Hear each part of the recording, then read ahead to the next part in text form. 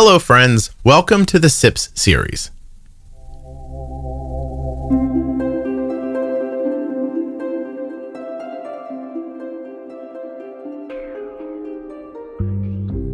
These foundational strategies were nominated by listeners. They told me these are the ideas in the podcast that truly made a difference for them.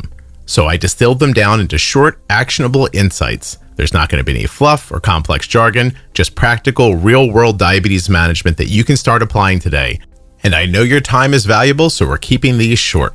Another small sip will come out once a week for the foreseeable future.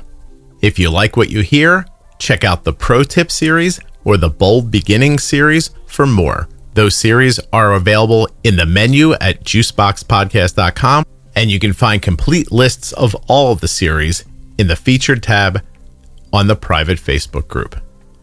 Please remember that nothing you hear on the Juicebox podcast should be considered advice, medical or otherwise. Always consult a physician before making any changes to your healthcare plan or becoming bold with insulin.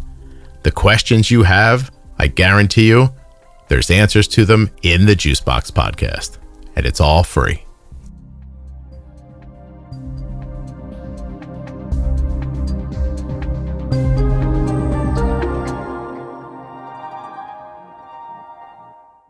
So, Jenny, this one's weird because it's more of a thing I said one time, and then we can kind of like pick it apart a little bit. Okay. So I think the point I was trying to make to people back then was that you just shouldn't take what someone tells you and just blindly do it, especially if it's not working. And I think the way I illuminated that idea back then was I said, if you were being taught to drive a car, and for some reason, the instructor said to you, just push halfway down on the brake when you come up on a curve. And you came up on your first curve and you pressed halfway down on the brake and your car skid off and went into the bushes.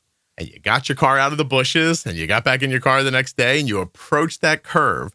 Would you press the brake halfway and go, well, this is what the instructor told me to do? Or would you say, I wonder what happens if I push on this thing a little harder, right?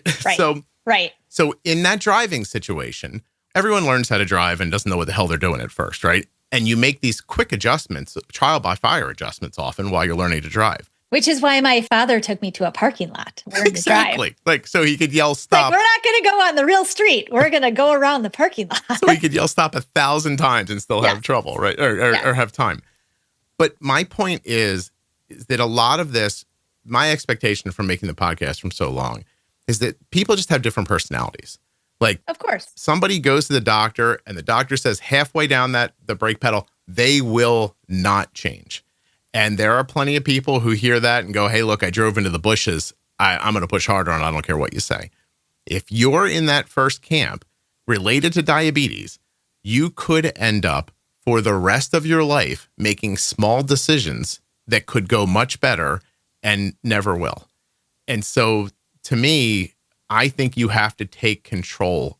And by control, I mean a little bit of responsibility and a little bit of understanding how insulin works. You're going to hear me say this over and over again in all these episodes, but diabetes type 1 using insulin, it's a lot about timing and amount.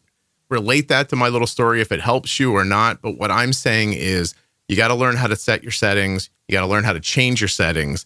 You got to learn when to bolus a little more at a meal, when to bolus a little less at a meal, that you don't always need 15 carbs to stop a low. Like, these little things will change your life if you take control of them. Right. And it goes along with also the concept of if you are using a continuous monitor, using that to your advantage. Because then you can see, well, goodness, when I pushed on the brakes a little bit, didn't work fast enough, or it didn't work the way that I expected. When I gave a little bit more and I got a little bit more comfortable, look at the difference. Look at the change in the graph, right? And that's how you can evaluate. Thankfully, we have that information now where finger sticks only gave you a blip in time right now. And you missed all of the information in between. So you couldn't make as much, I guess, true adjustment that made sense. If you're an old head and you've been around forever and you're resisting, technology, apply the brakes idea to that. Like, push harder. get a CGM. If you can afford it, your insurance covers it, and you don't have one, please get one. Like, even just try it. Don't put it on once and go, the thing. Like, just wear it for a little while. Like, try to really live with it for a bit, because I promise you, it's going to change your health, and it'll change your psychological health. It'll change your physical health. It'll make diabetes easier. So, I mean, that's one idea. Like, if you're out there managing like a baller with MDI, I'm not saying go get a pump.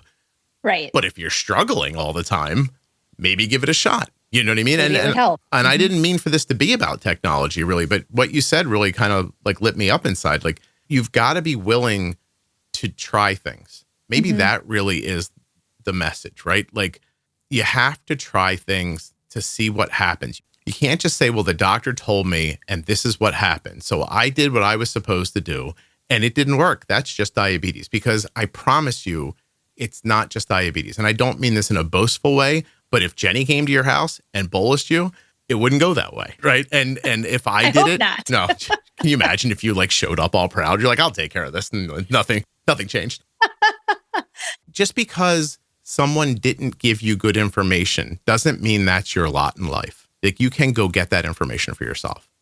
Correct. You can. And again, where the technology piece of that comes in, I think what it offers is the person who is more the personality that would take what was suggested. This is the black and white rule. This is what I was told to do, but without any new technology, even as much as just a CGM, you're in the dark about what that recommendation is or is not doing well for you. Yep. And you have nothing else to go on.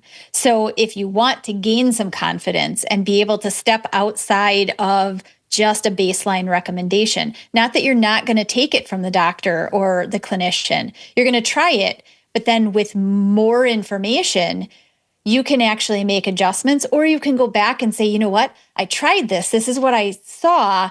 Don't you think I could do it this way, right? If you feel the need to really get the recommendation back from your doctor or your clinician, then do your own homework and bring them back some information so that they can help you further. Because it's not that they don't want to. Right. And if your clinician ends up being not as good of an instructor as Jenny's father was, and I'll sound like I'm pushing people towards a thing, but it doesn't need to be my thing. Go find a friend who knows how to drive and ask them for some advice. Go to the Juicebox Podcast Facebook group and ask there.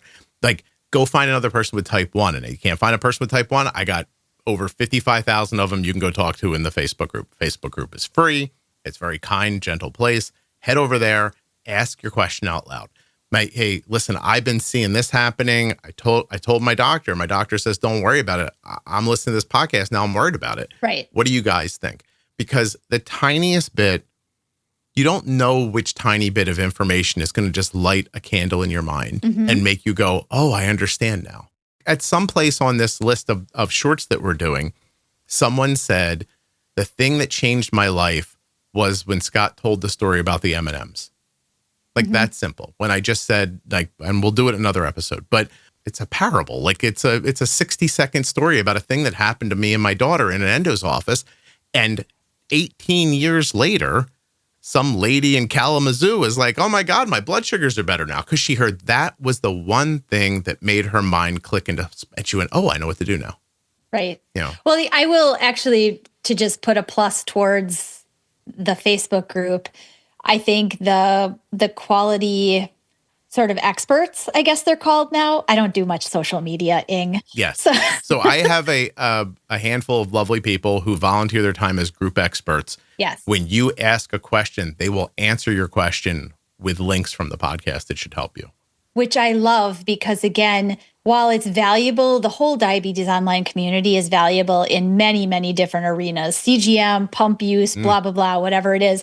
But I think you can, especially as a person asking a baseline question, you can get overwhelmed with the responses. And because each and every response is the lived person, the lived experience of that person. This, I see your issue is such and such. Give this a try. And the next person is like, well, that didn't work for me. This is what worked for me. And the original question is, I don't know what to do. I got 50 responses here, right? But I love that the experts step in and they say, hey, if you want this whole concept described to you, go here. Right. It's great. It's definitely the internet. Like, it's never going to not be the internet, right? But no. I've definitely seen people are like, I have a stomach ache, and 5 minutes later they have celiac. I'm like, that was a pretty big leap. Right.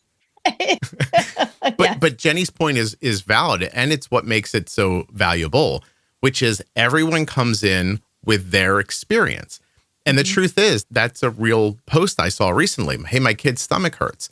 Someone said that happened to my kid, and it ended up being celiac. Somebody said that happened to my kid, and it ended up being stress. That happened to my kid, and it ended up being constipation. And I said, hey, that happened to my kid, and it ended up being this. And we all, and you know what? In there somewhere is your answer, right? Like, very likely of all the responses that came in. Now, I know it gets scary because one person's like, oh, my stomach hurt once, and it's because I was shot at a bus station. And, you know, like, and you're like, and you're like, oh, well, that's probably not it.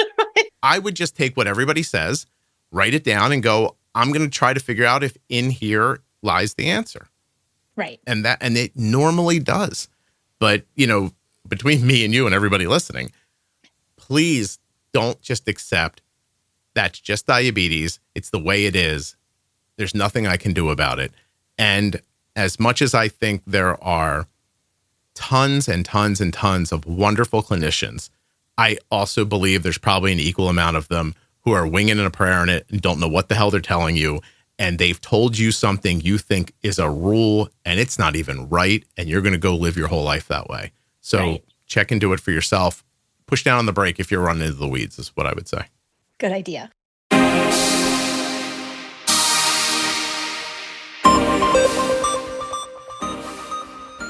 Are you starting to see patterns, but you can't quite make sense of them? You're like, oh, if I bolus here, this happens, but I don't know what to do. Should I put in a little less, a little more? If you're starting to have those thoughts, if you're starting to think, this isn't going the way the doctor said it would, I think I see something here, but I can't be sure. Once you're having those thoughts, you're ready for the Diabetes Pro Tip series from the Juicebox podcast. It begins at episode 1000. You can also find it at juiceboxpodcast.com up in the menu. And you can find a list in the private Facebook group. Just check right under the featured tab at the top. It'll show you lists of a ton of stuff, including the Pro Tip series, which runs from episode 1000 to 1025. If you or a loved one was just diagnosed with type 1 diabetes and you're looking for some fresh perspective, the Bold Beginnings series from the Juicebox podcast is a terrific place to start. That series is with myself and Jenny Smith. Jenny is a CDCES, a registered dietitian, and a type 1 for over 35 years. And in the Bold Beginnings series, Jenny and I are going to answer the questions that most people have after a type 1 diabetes diagnosis. The series begins at episode 698 in your podcast player, or you can go to juiceboxpodcast.com and click on Bold Beginnings in the menu. I can't thank you enough for listening. Please make sure you're subscribed or following in your audio app. I'll be back tomorrow with another episode of the Juicebox podcast.